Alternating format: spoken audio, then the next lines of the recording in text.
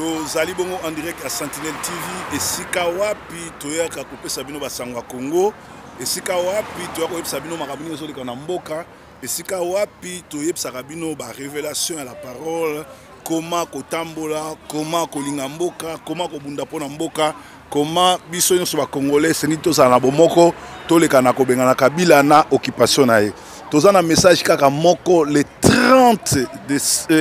oyo tobenga na occupation Kabila na batuna ye nyonso tu oyo bazali bongo ko bundisa biso esengeli tobenga na bango tobenga na occupation nyonso tobenga na batwana nyonso tu parce que bazali ba traître bazali bongo ba occupant bazali bongo ba terroriste bazali bongo bato balingi mboka te esengeli biso siko tobenga na bango alors esengeli biso tobenga na excuse me okay thank you. Esengeli tobenga na bango parce que tozali batu oyo esengeli tobunda pona Congo. Alors nzambe azali nzambe na biso nzamba bundelaka ba o babundaka pona mboka na bango. Soki yo otelemi te pona ko libérer mboka. Soki yo otelemi te pona ko libérer mboka na yo, ezana mutu moko te ko bunda pona yo. Congolais les 30 oyo ezali mukolo epesemeli biso to copier makambo oyo bandeko na biso basali na Zimbabwe, basali bongo na bamboka mususu na ba Gabon na ba wapi.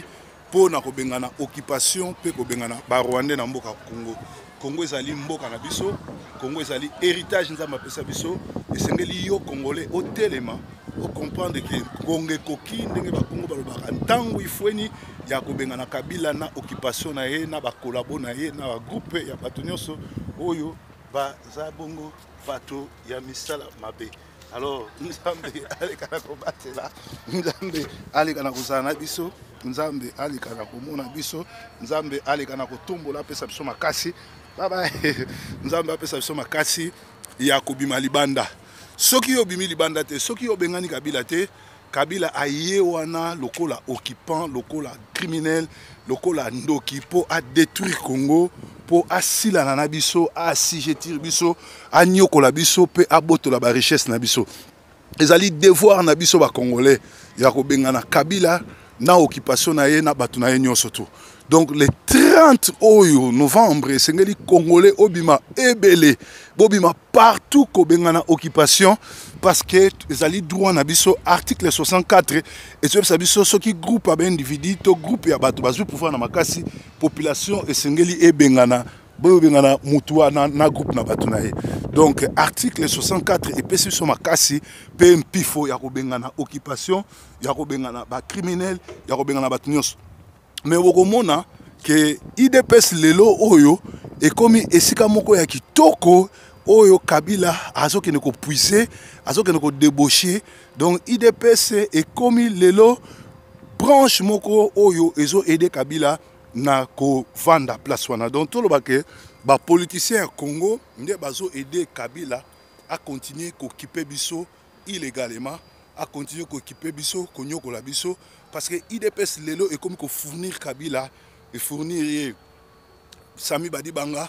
et fournir Chibala et Nangonga oyo IDPS baza ko kabwana parce que bazali ko swana Félix Tshisekedi na secrétaire général Jean Kaboun. Alors eloko ni bazo welela banda tango ya Tshisekedi le père Tolobango Honoré Ngwanda criminel muyibi voleur escroc oyo aloyebisi bino ki akosa bino ki azaki bongo mutu ya résistance parce que ceux qui Honoré Ngwanda azaki résistant un résistant à négocier na pouvoir te un résistant à l'alsa bato pongi te un résistant comme un journaliste te un résistant à Zoraminduki à sali résistance. Mais Honoré Ngwanda banda abimisa komone ya résistance ya pareko totika komone mukolo moko te azwa munduki azwa mabanga daye na Kinshasa aza établi. Alors bango nyonso bazwi mbongo yango momoni IDPS comme pépinière esika wapi bazo so mbongo pona ko aider occupation etikala. C'est-à-dire nangonga oyo IDPS na opposition ya Congo nde ezo aider ba Rwandais Kabila na groupe na ba Rwandais batikala na Congo bana ko yiba ko boma ko détruire moyena ba mbongo bazwi moyena ba poste yoyo bazo débaucher bango. Alors nangonga oyo bokomona ke Kabundu akabund si ça s'avère que ça solo na Félix Tshisekedi baza bongo na mésentente pe ba désaccord et comme ikutu kotinda bato peut perdre baluka ko débaucher Kabundu à Kabund à comme les prochains premiers ministres. Mais Kabundu à Kabund faut yeba qui azali congolais que Kabila tinda ba commando na yeba kota na ndako na yeba lyncher mwana na ye ba panda mwana Kabundu à Kabund na Kinshasa ba bomaye. Alors ce qui est malgré ba koko ça na ba problème na IDPS na yobi que na kati ya groupuscule ya bato ba mésentente za raté ba désaccord ils ont raté mais Kabund ce qui à comprendre le solo à céder que allons na IDPS parce que à comprendre que Félix Aliaka à comprendre que Tshisekedi Azakoli à comprendre que bato na surtout ba comment qui déboucher pour bazana ba preuve que Tshisekedi le père manger avec Kabila azako zo mbongo na ye to lobango que preuve ali que Tshisekedi ba yakité pour aider Congo yango bozomona on meurt comme on a vécu ceux qui le ba saboter corps na ezonga na kin malgré biso ba kinois tolelaka corps na ezonga bango ba yebi ba liaki ndenge nini na ba Rwandais ba solola ndenge na ba Rwandais et Tshisekedi akina même na Rwanda kokutana ba Paul Kagame bizaki kaka pona masolo oyo ndenge biso tozoka ba mubake o bazaki ba témoin ba betaka alors to koyebisa bino ke na ngonga o eza koyinda entre Jean Kabundu à Kabund, Jean-Marc Kabundu à Kabund, na Félix Tshisekedi, tout simplement parce que bazoli nga ko débaucher parce que IDP c'est comme pépinière, il y a PPRD. Liboso ezalaki bongo na parti à Jean-Pierre Mbemba, après et comme bongo parti à Kamere, Kamere d'ailleurs azali grand collaborateur na bango, grand numéro 9 Joker Oyo Abimaka. Ceux qui kaka Indel Kabila y a bimi à côté de opposition, ceux qui Sili a dribblé bango a zongi sous na pouvoir. La preuve est-ce que ceux qui batouana bazaki mayele, ceux qui battent opposition bazaki mayele, est-ce que Moutounoko la qui ça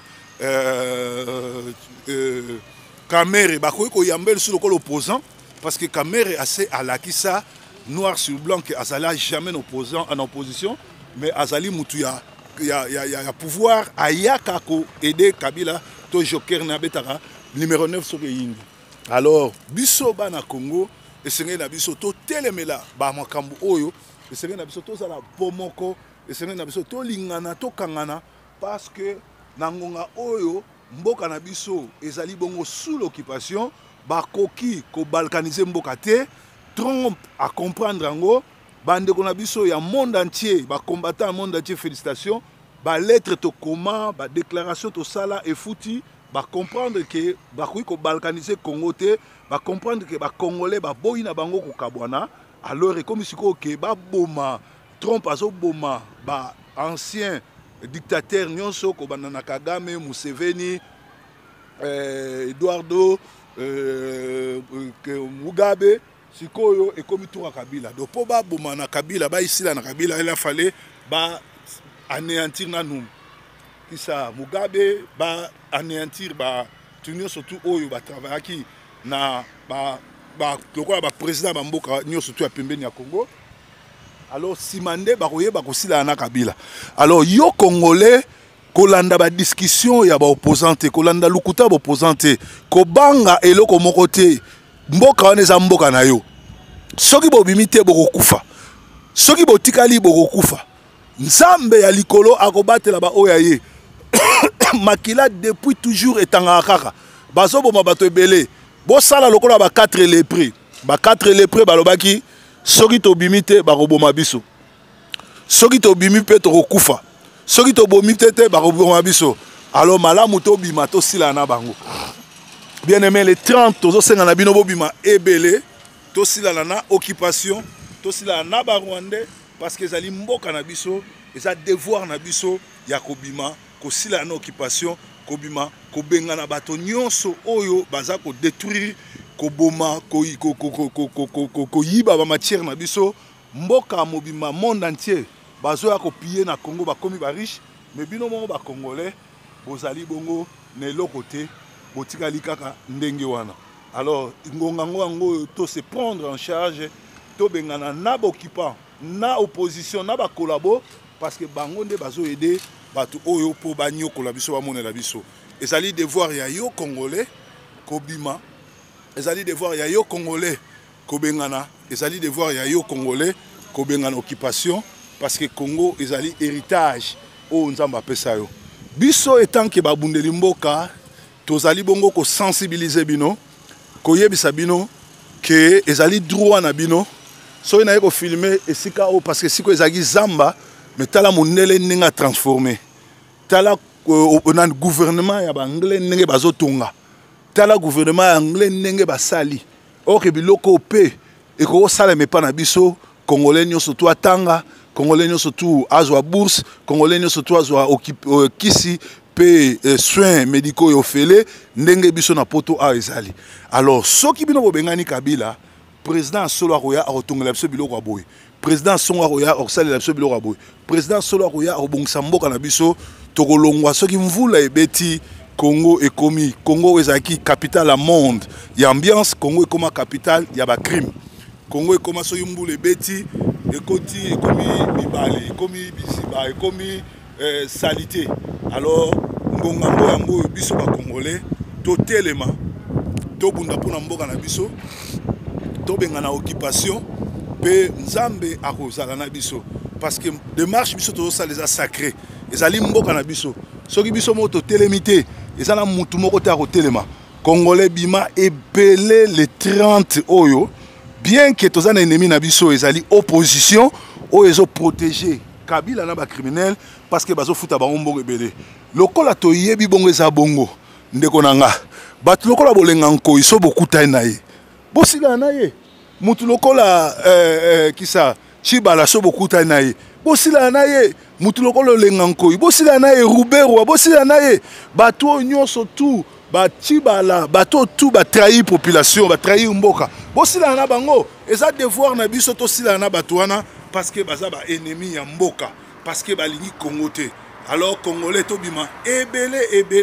les 30 pour na kobenga na occupation Kabila na bato na ye eza devoir na biso nzambe akotika biso te nzambe ozala na biso to sali vidéo o pour na ko encourager bino ko yebisa bino ke ezali devoir na bino ya ko se prendre en charge kobenga na occupation kobenga na bato oyo nyonso tout assujettir biso bato nyonso tout bazozwa mbongo pour congolais continuer ko souffrir congolais continuer ko nyokwama donc journée les 30 eza la journée moko mutu na mutu abima et panaye bokutani na mutu ya Kabila bosila na ye bokutani na Rubero bosila na ye bokutani na Bisengimana bosila na ye bokutani na bato oyo nyonso bazali bongo kotambola pe ko travailler na Kabila bosila na bango parce que baza ba ennemi ya Congo nzamba pesa biso Congo Congo eza héritage na biso Congo eza mboka na biso mutu moko akobota biso Congo te ezalaki bongo basangwa Congo en direct ya Manchester na Ancoste Coliest esika wapi